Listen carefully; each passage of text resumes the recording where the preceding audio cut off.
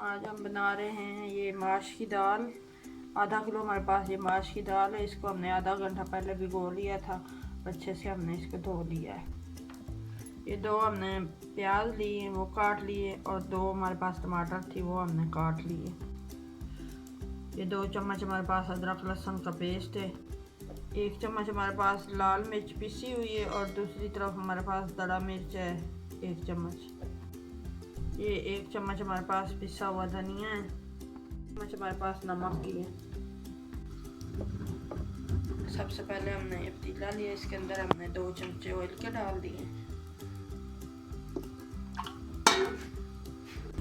ये हमारे पास प्याज जो है ये भी इसके अंदर हमने डाल दिए, और ये टमाटर भी।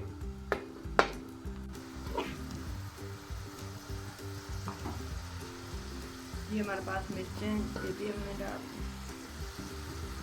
2 चम्मच। अदरक लहसुन का पेस्ट ये भी डाल दिया।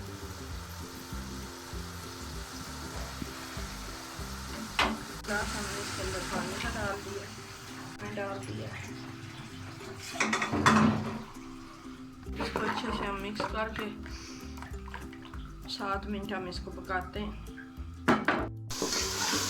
देखिए 7 मिनट हो चुके हैं। तो ये हमारा मसाला जो है ये अच्छे से हमने भून लिया है इसको।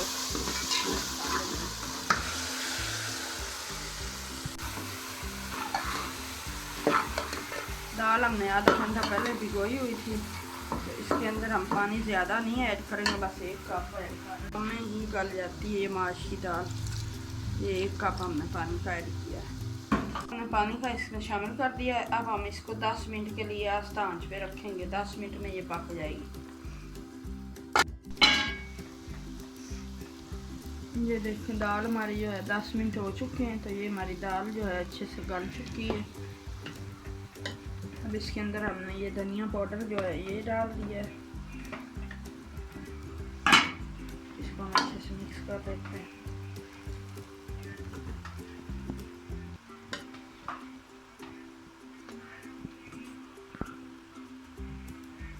रेडी हो चुकी है। तो अब हम इसके अंदर धनिया भी डाल देते हैं।